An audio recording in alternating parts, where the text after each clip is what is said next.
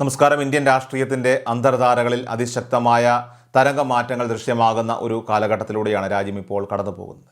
കേവല ഭൂരിപക്ഷത്തിൻ്റെ പിൻബലമില്ലാതെ ഘടകകക്ഷികളുടെ പിന്തുണയോടെ മാത്രം കേന്ദ്രഭരണം നിലനിർത്തുന്ന BJP സർക്കാരിന് മേൽ ജനരോഷത്തിൻ്റെ കനത്ത നിഴൽ ഇപ്പോൾ വീണിരിക്കുന്നുവെന്നാണ് സമീപകാല സംഭവ വികാസങ്ങളൊക്കെ തന്നെ വ്യക്തമാക്കുന്നത്. രാജ്യത്തിൻ്റെ തലസ്ഥാനത്ത് പ്രതിപക്ഷത്തിൻ്റെ പടയൊരുക്കങ്ങൾ ശക്തമാകുന്നതിനിടെ ഉത്തരേന്ത്യൻ സംസ്ഥാനങ്ങളിൽ നിന്ന് ഉയരുന്ന ജനവിധി ഭരണ നേതൃത്വത്തിന് ഒട്ടും ആശ്വാസകരമല്ല. ശക്തമായ ജനസ്വാധീനമുണ്ടെന്ന് അവകാശപ്പെട്ടിരുന്ന മേഖലകളിൽ പോലും ജനങ്ങൾ ഭരണകൂടത്തിനെതിരെ ചിന്തിക്കാൻ തുടങ്ങിയിരിക്കുന്നുവെന്നതിൻ്റെ തെളിവാണ് ഏറ്റവും ഒടുവിൽ ഇപ്പോൾ പുറത്തുവന്ന ഉപതെരഞ്ഞെടുപ്പ് കണക്കുകളൊക്കെ തന്നെ വ്യക്തമാക്കുന്നത്. വ്യക്തിപ്രഭാവത്തിലും സംഘടനാ കാര്യത്തിലും മാത്രം ഊന്നി മുന്നോട്ട് പോയിരുന്ന BJP കേന്ദ്ര നേതൃത്വം മുൻപെങ്ങുമില്ലാത്ത വിധം രാഷ്ട്രീയമായിട്ടുള്ള അനിശ്ചിതത്വത്തെയും അതോടൊപ്പം തന്നെ കടുത്ത ആത്മവിശ്വാസക്കുറവിനെയുമാണ് ഇപ്പോൾ അഭിമുഖീകരിക്കുന്നത്. വിദ്യാഭ്യാസ മേഖലയിലെ അഴിമതി ആരോപണങ്ങളും ചോദ്യപേപ്പർ ചോർച്ചയുമായി ബന്ധപ്പെട്ട വിവാദങ്ങളും കേന്ദ്ര സർക്കാരിൻ്റെ പ്രതിച്ഛായയ്ക്ക് പരിക്കേൽപ്പിച്ചതിൽ പ്രധാനപ്പെട്ട ഘടകമാണ്. നീറ്റ് പരീക്ഷാ വിവാദത്തെ തുടർന്ന് രാജ്യവ്യാപകമായിട്ട് ആഞ്ഞടിച്ച വിദ്യാർത്ഥി പ്രക്ഷോഭങ്ങളുടെ ഒടുവിൽ കേന്ദ്ര വിദ്യാഭ്യാസ മന്ത്രി ധർമ്മേന്ദ്ര പ്രധാൻ രാജിവെക്കേണ്ടി വന്നത് ഭരണകൂടത്തിനേറ്റ ഏറ്റവും വലിയ തിരിച്ചടിയായി വിലയിരുത്തപ്പെടുന്നുണ്ട്. നരേന്ദ്രമോദിയുടെ ഭരണകാലയളവിൽ ഇത്തരമൊരു വൻ ജനകീയ പ്രതിഷേധത്തിന് മുന്നിൽ ഒരു കേന്ദ്രമന്ത്രി രാജിവെച്ച് ഒഴിയേണ്ടി വന്ന സംഭവം തീർച്ചയായിട്ടും അപൂർവവും രാഷ്ട്രീയമായി ഏറെ നിർണായകവുമാണ്. രാജ്യത്തെ ദശലക്ഷക്കണക്കിന് വരുന്ന ഉദ്യോഗാർത്ഥികളുടെയും വിദ്യാർത്ഥികളുടെയും ഭാവി അനിശ്ചിതത്വത്തിലാക്കിയ ഈ പരീക്ഷാ തട്ടിപ്പ് യുവജനങ്ങൾക്കിടയിൽ വലിയ രീതിയിലുള്ള രോഷമാണ് സൃഷ്ടിച്ചത്. ഗ്രാമീണ മേഖലകളിൽ മാത്രമല്ല, നഗരപ്രദേശങ്ങളിലും BJPക്കുള്ള പരമ്പരാഗത യുവജന പിന്തുണ ചോർന്നു പോകാൻ ഈ സംഭവം കാരണമായി എന്ന് സമീപകാല പ്രതികരണങ്ങളൊക്കെ തന്നെ തെളിയിക്കുന്നുണ്ട്. ഇത്തരം വൻ പ്രതിഷേധങ്ങളുടെ പശ്ചാത്തലത്തിൽ നടന്ന നിയമസഭാ ഉപതെരഞ്ഞെടുപ്പ് ഫലങ്ങളൊക്കെ തന്നെ പുറത്തു വരുമ്പോൾ BJPയുടെ പ്രമുഖ കോട്ടകൾ തകർന്നടിയുന്ന കാഴ്ചയ്ക്കാണ് രാജ്യം സാക്ഷ്യം വഹിച്ചത്. മുൻപ് പാർട്ടിക്ക് വൻ ഭൂരിപക്ഷം ലഭിച്ചിരുന്ന ബീഹാറിലെ ബങ്കിപ്പൂർ, മധ്യപ്രദേശിലെ ദാത്തിയ എന്നീ മണ്ഡലങ്ങളിൽ പാർട്ടി കനത്ത പരാജയം ഏറ്റുവാങ്ങി. BJP ദേശീയ അധ്യക്ഷൻ നിതിൻ നബീബിൻ്റെ സജീവ സാന്നിധ്യമുണ്ടായിരുന്ന ബങ്കിപ്പൂരിൽ ഏതാണ്ട് 57,000-ഓളം വോട്ടുകളുടെ ഭൂരിപക്ഷത്തിൽ വിജയിച്ചിരുന്ന സ്ഥാനത്താണ് ഇത്തവണ 20,000-ലധികം വോട്ടുകൾക്ക് പാർട്ടിക്ക് അടിപറ്റിയത്.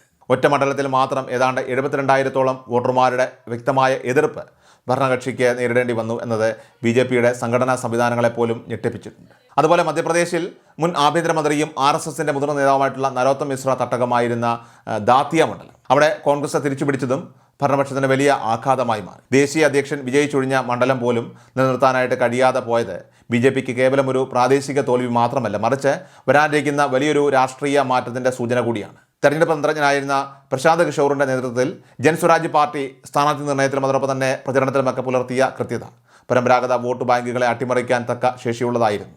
BJP സ്ഥാനാർത്ഥി നീരജ് കുമാറിനെ വൻ ഭൂരിപക്ഷത്തിൽ പരാജയപ്പെടുത്തിക്കൊണ്ടുള്ള പ്രശാന്ത് കിഷോറിൻ്റെ ഈ അരങ്ങേറ്റം ദേശീയ തലത്തിൽ തന്നെ BJP വിരുദ്ധ ശക്തികൾക്ക് പുതിയൊരു ഊർജ്ജവും പ്രതിപക്ഷ ചേരിക്ക് വ്യക്തമായ വഴികാട്ടിയും നൽകുന്നുണ്ട്. മറ്റൊരു വശത്ത് ഗുജറാത്തിലെ മഞ്ചൽപൂരിൽ BJPക്ക് വിജയം നേടാനായെങ്കിലും 60% വരുന്ന ജനങ്ങൾ വോട്ടെടുപ്പിൽ നിന്നും വിട്ടുനിന്നത് ജനങ്ങൾക്കിടയിലെ നിരാശയെയും വിമുഖതയുമാണ് ചൂണ്ടിക്കാണിക്കുന്നത്. രാഷ്ട്രീയപരമായിട്ടുള്ള തിരിച്ചടികൾക്ക് പുറമെ വിശ്വാസ സമൂഹത്തിനിടയിലുണ്ടായ അതൃപ്തിയും തിരിച്ചടിയുടെ വ്യാപ്തി വർദ്ധിപ്പിച്ചു. അയോധ്യ അഴിമതി ആരോപണങ്ങളും ക്ഷേത്ര നിർമ്മാണവുമായി ബന്ധപ്പെട്ട് ഉയർന്ന സാമ്പത്തിക ക്രമക്കേടുകളുമൊക്കെ തന്നെ വിശ്വാസികളുടെ മനസ്സിൽ വൻ മുറിവുകളാണ് ഉണ്ടാക്കിയത്. മുൻകാലങ്ങളിൽ സമാനമായ ട്രസ്റ്റ് ഭരണ അട്ടിമറികളും കവർച്ച ആരോപണങ്ങളും ദക്ഷിണേന്ത്യയിലെ രാഷ്ട്രീയത്തെ സ്വാധീനിച്ചതുപോലെ അയോധ്യ വിഷയം ഉത്തരേന്ത്യയിലും വലിയ ചർച്ചയായി മാറിക്കഴിഞ്ഞു. പവിത്രമായ ഒരു വിശ്വാസ കേന്ദ്രത്തിൻ്റെ പേരിൽ സാമ്പത്തിക ചൂഷണം നടന്നുവെന്ന പ്രചരണം ഉത്തരേന്ത്യയിലെ ഗ്രാമീണ വോട്ടർമാർക്കിടയിൽ വലിയ അമർഷത്തിന് ഇടയാക്കി. കർഷക പ്രക്ഷോഭങ്ങളും തൊഴിലില്ലായ്മയും സൃഷ്ടിച്ച ആഘാതങ്ങൾക്ക് പുറമെ വിശ്വാസികളുടെ അമർഷം കൂടി ഇരമ്പിയെത്തിയതോടെ അജയ്യരെന്ന് അവകാശപ്പെട്ടിരുന്ന BJPയുടെ തന്ത്രങ്ങളെല്ലാം തന്നെ അർത്ഥശൂന്യമായി മാറുന്ന കാഴ്ചയ്ക്കാണ് രാജ്യം സാക്ഷ്യം വഹിക്കുന്നത്. ഏതായാലും വരാനിരിക്കുന്ന പൊതു തെരഞ്ഞെടുപ്പുകളിലേക്ക് വിരൽ ചൂണ്ടുന്ന ഈ അടിയൊഴുക്കുകൾ BJPയുടെ ഏറ്റവും മുതിർന്ന നേതൃത്വത്തെ പോലും പ്രതിരോധത്തിലാക്കിയിട്ടുണ്ട്. വിദ്യാർത്ഥി സംഘടനകളുടെയും പ്രതിപക്ഷ കൂട്ടായ്മകളുടെയും ഒക്കെ തന്നെ വർദ്ധിച്ചു വരുന്ന ജനകീയ അടിത്തറയെ മറികടക്കാനായിട്ട് RSS നേതൃത്വത്തെ മുൻനിർത്തി അനുരഞ്ജന നീക്കങ്ങൾക്കൊക്കെ തന്നെ ഇപ്പോൾ ശ്രമങ്ങൾ ആരംഭിച്ചിട്ടുണ്ടെങ്കിലും അത് എത്രത്തോളം വിജയിക്കുമെന്നത് കണ്ടറിയേണ്ടിയിരിക്കുന്നു. കാർഷിക മേഖല, യുവജന തൊഴിലില്ലായ്മ, പരീക്ഷ തട്ടിപ്പുകൾ, വിശ്വാസവഞ്ചന തുടങ്ങിയ വിഷയങ്ങൾ സമഗ്രമായി ഉന്നയിക്കപ്പെടുന്ന ഈ ഒരു ഘട്ടത്തിൽ വെറുമൊരു വർഗീയ നിർമ്മിതിയിലൂടെ വോട്ട് ഏകീകരിക്കുക എന്നത് പാർട്ടിയെ സംബന്ധിച്ചിടത്തോളം ദുഷ്കരമായിരിക്കും. പ്രക്ഷോഭകരുടെയൊക്കെ തന്നെ ആവശ്യങ്ങൾക്ക് വഴങ്ങി മന്ത്രിസ്ഥാനങ്ങൾ രാജിവെപ്പിക്കേണ്ടി വരുന്ന സാഹചര്യം തീർച്ചയായിട്ടും BJP സർക്കാരിൻ്റെ അടിയുറച്ച ആത്മവിശ്വാസം തകർന്നതിൻ്റെ വ്യക്തമായിട്ടുള്ള ഉദാഹരണമാണ്.